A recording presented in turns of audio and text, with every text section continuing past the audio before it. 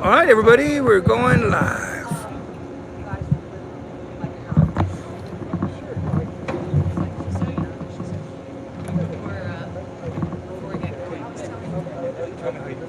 Oh, yes. Sorry, we're about to go live, so we got all this stuff to do. That way, a little more. I think that's good. I think that'll be good. Perfect. Oh, thank you so much. Yeah, it's like a weird ride. It's like you never know you never know where life takes you, and the weird things that happen. But I'm not in that building anymore, actually. Yeah, it was a whole bunch of random things happened that conspired to make plans change. I moved to California for another TV job that I did for a while. Was there for like 7 months, and then we'll turn the mics on. And then the owner of that building was the wife of one of the people that was the main renter on the further side, and they got divorced and lost the building, and they sold it, and all this crazy stuff happens. I was like, you know what? Everything was conspired for that to just work out the way that it did. But I don't know. It's been a weird trip. It's been a weird trip. Hey, great is great. Anybody who's watching this is behind the scenes. Now because Hey, David Johnson, we're behind the scenes at the San Antonio Auto and Truck Show. So just hang with us or go over to Faye's hanging out with the chickens, getting stuff done at YouTube, and you can actually see it from the front. This is just behind the scenes. Megan's been at the house helping me with another project. So we've got So yeah, good is relative, But I think it's getting better now. But yeah, so you're an automotive journalist. Heck yeah. Heck yeah. Still, you said? Yeah. As in you're thinking about not being, or? Yeah, don't quit. No, automotive journalism is where it's at. That's awesome. Yeah, you should, have you done a write-up on the new A90 Supra yet? You have? Okay, well then I'll have to check it out. I wrote about Safari, like me, You can't fall in love. Oh, well then maybe you need a part 2. You might need a part 2. It was nice to see you again. Thank you so much. Thank you so much. And I love your drawing. It's still hanging in my shop. I love it. I framed it actually. Yeah, it's really cute. Thank you. Bye. Okay, we're set. Are we? Oh my God, we're 1 minute to live. Yeah, that one's already going. That's behind the scenes. Oh shoot! I didn't know we had behind the scenes going live. Yeah, Are we live right now? Yeah. Okay, so we're live right now. We're live right now. We're going to live there.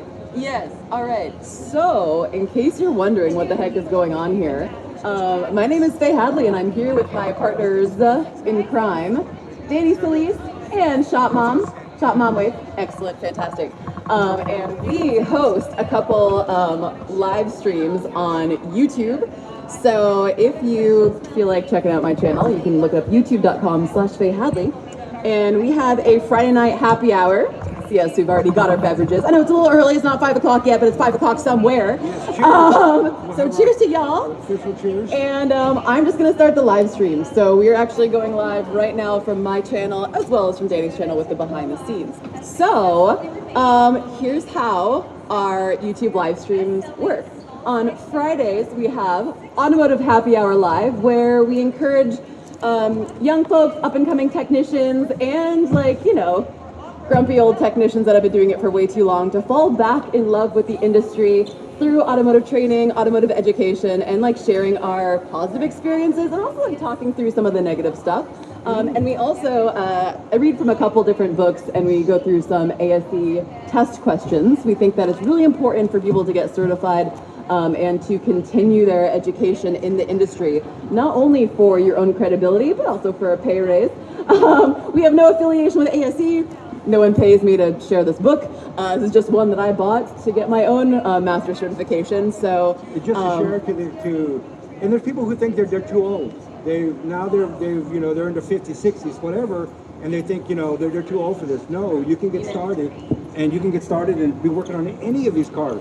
So you're not too old. The example, old, young to get started. There's a lot of people that are not retired or their kids are grown and they're like, so they just watch us for encouragement, but you're not too old to get into this. So Yeah, absolutely not. It's never. It's also never too late to change your career. You know, there's actually a lot of what we did started out with people just asking us questions, and you know, it's one thing to pick up my phone and answer all those questions on Instagram. Hi, everybody that's watching us live.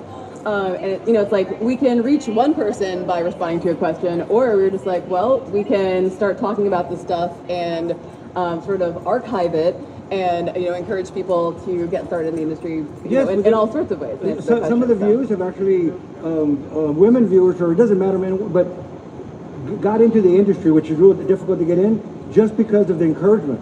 Well, you know what? I'm going to get in there and just start to take a job to change oil at the dealership and get started just somewhere. And in this past year, she's already just moved on forward, and so you're not too old. It's not too. If you love cars, there's a way to get into this industry, and it's not just for men. And that's kind of it's for young, for old, for women, men. Yeah. So our background, I'm an automotive technician. Been working at Toyota, and then sort of went to an independent shop, and now I work for myself. Also on 2 different automotive TV shows on Motor Trend Channel. You can catch me on All Girls Garage, the weird one, or you can catch me on Motor Mythbusters. But not the weird one. Well, I mean, everyone's weird on that show, but as the mechanic of the show, I guess, which is also very weird. And then Danny, and I've been working in the industry for 12 years and restarted basically my career all over again. I have my degree in psychology. I went to school, got my degree, became a therapist. And from Harvard. So there's always shop mom there coming in to embarrass me. Well, we don't want to be embarrassed, but that just goes to show you that you may think that you're in a certain path or something, but you're not happy, or you're just not, it's not, jiving or whatever. And that was actually a big thing. I don't want to embarrass you or whatever, but that just goes to show you, she's very intelligent, got a degree from Harvard, but she loves working on cars. She loves using her hands. She loves being creative. So that's another big thing. You're just about, if you change your path and you've already gone a long way, it's not too long. It's not too far. I mean, Absolutely you not. can most definitely get on the path that makes you happy. No, and it was strange because I felt totally stuck. I was like, I graduated in 2010. It's not that long ago, but I felt that I was already stuck in that career, and I wasn't really happy there.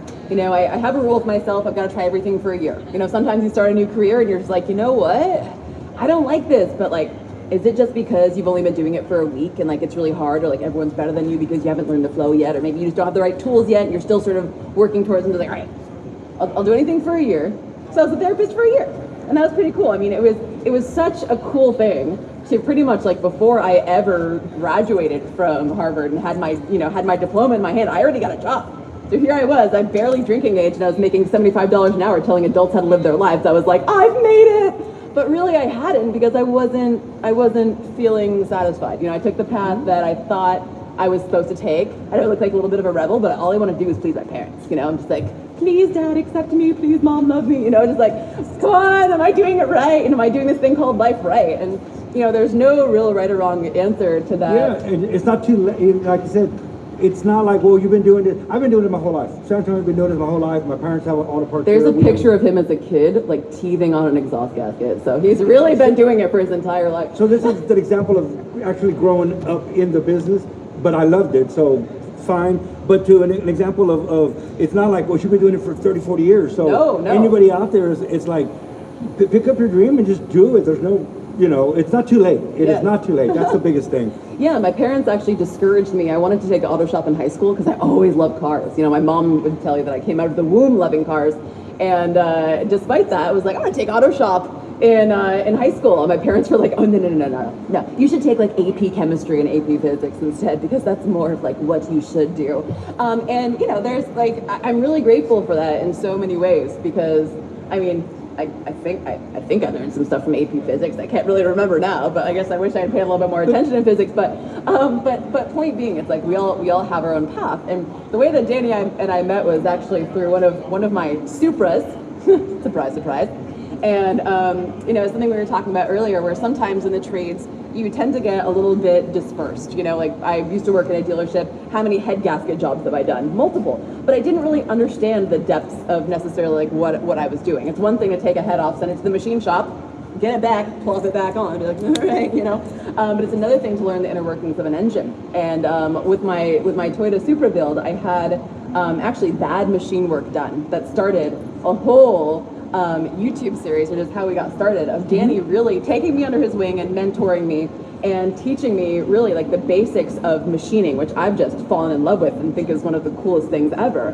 But that was also something that, you know, we try to show. Like a lot of the goals of starting this YouTube channel and doing a live stream is also like changing the paradigm. You know, I want to reach you know, the other me's out there with parents who have high expectations of them and who maybe can look at me and look at us and be like, wow, these people actually, like, you know, they're doing well for themselves. They're making decent money. They, you know, they own their houses and stuff like that. You know, they're doing okay. They're respectable. They love what they do, and you know, sort of change that paradigm from, oh, like the mechanic or the machinist is this person that, you know, maybe didn't get good grades and maybe couldn't do anything else with their lives, so they just, well, I mean, you might as well just go work in the trades. It's like, no, it's not a might as well. I would have loved it if somebody said to me, a guidance counselor said to me, wow, Faye, you're fantastic. You're a good problem solver. Gosh, you're really good at like math and science. You'd be perfect for the trades. But no one ever said that to me, you know? So we're trying to be the good example and change that paradigm. Also, you know, I did go to school. I have my degree in psychology. I did not go to automotive school. I have no formal automotive training. I owe everything that I learned to, or everything I know, to on-the-job learning, which was, you know, a lot of reading books, but I mean, really, a lot of trial and error, a lot of making terrible mistakes and not getting discouraged by it, and then also finding those who have already been through it to take me under their wing and explain things to me. So we are, you know, a lot of times there's like a lot of divisiveness in well, in society in general, but also in the trades. You know, you see, You can it's really important. pay somebody to do something for you, or you can attempt to do it yourself. Even if it doesn't work, if you've learned, I didn't torque the head down right, I didn't do something, then you really. I've seen kids come from the school of automotive machine, all these different things, and they're clueless. They have a degree and they have no clue. I tell everybody the best thing you can do is break a bolt. Because once you break a bolt, now if you keep breaking bolts, then you're not cut for this field. But once you break a bolt, you feel when the bolt's about to, it screams at you. Ah, you know, I joke, but it does. So I tell people, go to the junkyard and break some bolts. I mean, a broken bolt just means that now you know, and hopefully the next time you won't. If you keep breaking bolts, like I said, then maybe that's not the thing for you. But breaking bolts, making a mistake, putting something on wrong, if the next time you do it right, that's you've learned. A school couldn't have taught you that. So don't be hard on yourself making mistakes. Making mistakes is actually the way that you learn, unless you're just gifted and you've never made a mistake. But, you know, we're not. You know, everybody thinks that you don't make mistakes. Everybody makes mistakes. It's what do you do when you make a mistake? Do you throw a wrench across the shop and blame somebody else, or do you go, golly, why did it do that? And so, the best way really to learn is School of Hard Knocks. As long as you learn from your mistakes, don't be down on yourself. Oh yeah, so. We try to show a lot of that in some of the YouTube videos that we make as well. You know, we started the Supra Saga series where, you know, I share a whole bunch of mistakes that I made, and Danny's sort of like teaching me how to get past that, because in this industry there's no shame in making mistakes. The only shame is like if you deal with it badly. The beauty of YouTube and what we've been doing is that other people can learn from your mistakes. They can learn from you took something that happened bad or whatever. You can say, I'm going to edit that, and it looks like I do everything perfectly. Or you could be honest and do it, and people will learn and go. I mean, like, wow, you know what I mean? It's a learning thing. It's kind of you know, that's what makes it kind of a little bit unique, is that don't feel like you're going to be perfect every time. It's not. Oh no. So it's like there's some people that you can say like, hey, Faye, don't touch the fire, it's hot. I gotta touch it. I gotta break that thing. I've gotta strip that bolt. I've gotta drop that and mess it up. And I've gotta hone the cylinder way too hard and balloon it a little bit. So anyway, you know, those things happen. So we have 2 different live streams that we do. We do happy hour. Cheers. Looks like none of y'all have beverages, but we do. Yes, we do. On Cheers. Fridays, where we shut the shop down at 3, and at 3:30 we go live and we talk about ASC test questions, which we're going to subject you to right now. Sorry about that. And then on Wednesday, Danny, would you please? We have Automotive Book Club. So we all know mechanics don't like to read. Just kidding. We love to read. This is the second book in the Smoky Eunuch trilogy, and this book is awesome. If you don't know who Smokey Eunuch is, you really, it's great read. It's something that you probably want to. It even right off the bat, the very first thing is your grandparents read it and then digest it and then read it to your grandkids. It's if you get offended by words, if you get offended by if things offend you, don't get the book. It's real. It's Smokey Eunuch was invented just about everything that we know in the automotive world. If NASCAR wouldn't be around without Smokey Eunuch. Indy, he even won Indy with a small block Chevy. Went to Indy and won with a pushrod motor in 1960. He's opinionated about everything, and no one would write. They would change everything. So he actually started his own publishing company to write these 3 books. So it's basically the world all wrapped up in these 3 books. He's actually a war hero, but he wouldn't call himself a war hero. He flew B-25 bombers. There's so much So the reason why we do this on Wednesdays is because we literally talk about Smokey Eunuch for hours and bore all of you with So we took it to way too much Wednesday. Smokey Eunuch. So we keep that for Wednesday. Yeah. But yeah, so we read these books together. We meet every 2 or 3 weeks depending, and we'll read about anywhere from like 15 to 30 pages at a time. So we go at a really slow pace so anyone can read along with us because we all have super busy lives, and we talk about it. What have we learned? How can we relate this to real life? One thing I didn't know is an invention of Smokey Eunuchs was the extended reach spark plug. How many of us have replaced our spark plugs and never known that was Smokey Eunuch's invention? There's so much that we owe to him, but because he was sort of a little controversial character and offended a lot of people, no one knew about him. So I don't know. We like to honor his legacy by reading his books and also educating people on his existence. And also, I think that the way that he talked about racing from that era might make some people upset, but at the same time, that's how things were during that time. He wants to use the correct language, and he wants to use the correct. You can almost close your eyes, and you're at Indy, or you're at NASCAR, or you're in the back roads towing a car, and how the industry didn't like the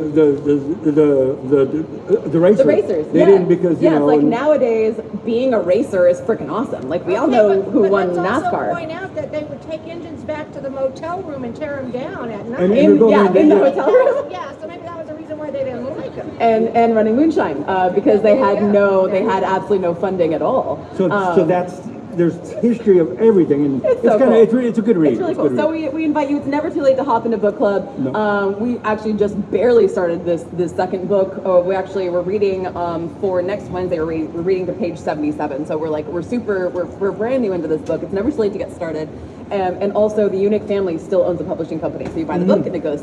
All the funding goes to the Eunuch family and Smokey's legacy. Actually, the books are getting more rare because there was just a fire in the warehouse. So when you buy the books now, they're actually full of smoke. They'll have little burns on them. We've had people that join the book club and want to go buy the books. They buy them and go, and then they "Who's complain weird? I can smell smoke." Well, the warehouse burned. So Trish actually dropped the price on them and is giving them real cheap. You can go. Don't buy one on eBay. Or we love Amazon, eBay. Amazon or any. It'll be way too expensive. They're real expensive. But if you go right to the publishing company and you don't mind one smelling like a little bit of smoke, which I said, people have come and gone, "I could smell him," and it's we don't even go why they call him Smokey. Does anybody have any questions from our